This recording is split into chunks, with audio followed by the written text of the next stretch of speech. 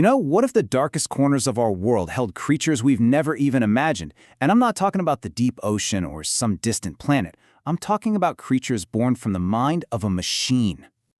All right, let's really dive into this. What if you could just ask an AI to dream up entirely new forms of life? Creatures that are perfectly, perfectly, built for a world without a sun. It's a pretty wild thought, isn't it? But, and this is a big but, here's the catch. We live in a world that is just flooded with AI-generated fakes, right? So telling what's real from what's fiction is absolutely critical. So that's what we're going to do.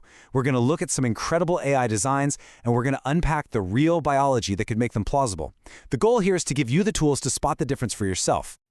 So here's what we did. We gave a bunch of AI models a really cool challenge: design new species of nocturnal animals.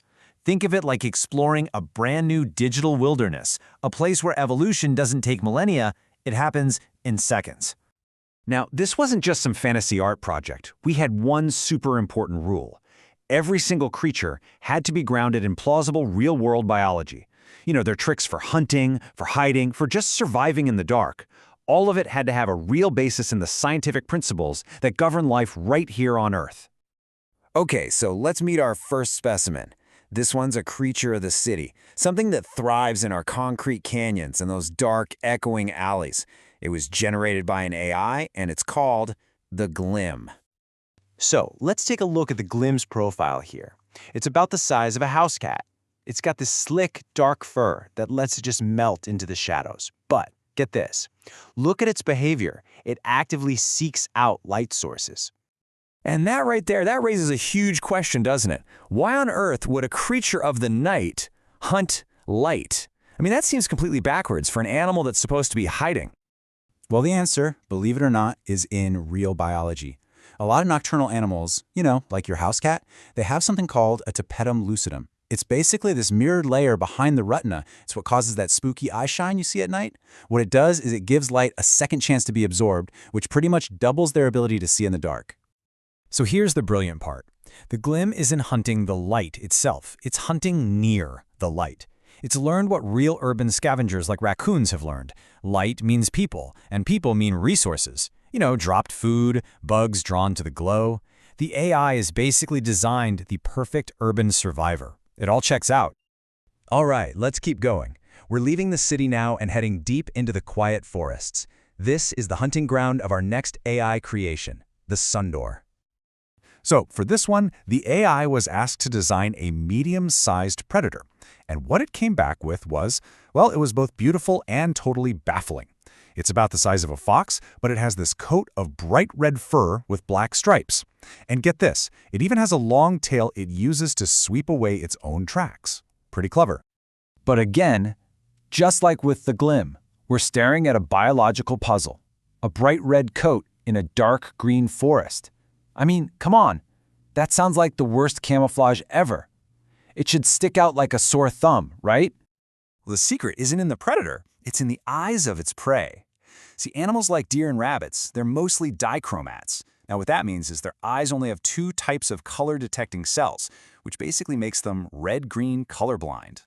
And this comparison right here shows you exactly how this genius trick works. To its prey, the Sundor's super vibrant red coat just fades into a dull, dark, muted shade. It's killer camouflage. And you know what? Nature uses this exact same trick.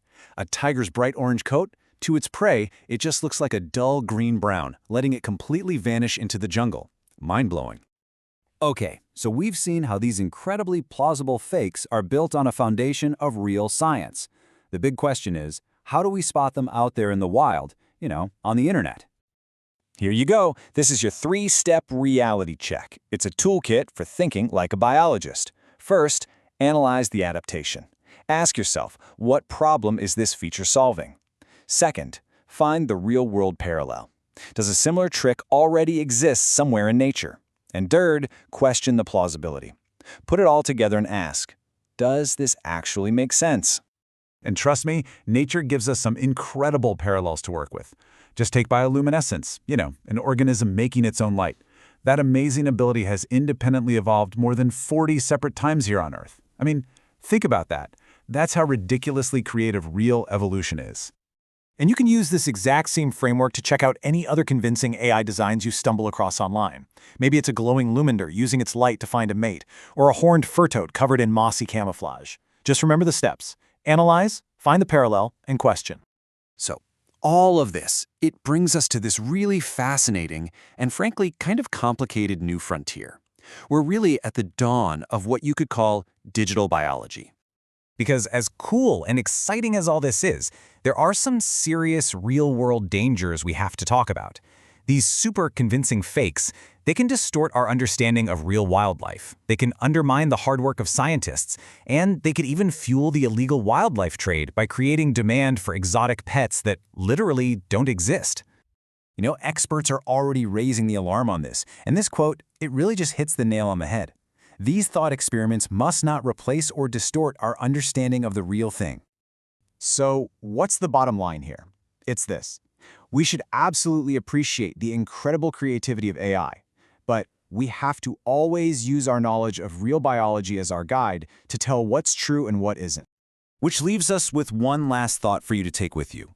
Now that you kind of understand the basic principles of plausible design, what kind of creature would you ask an AI to create?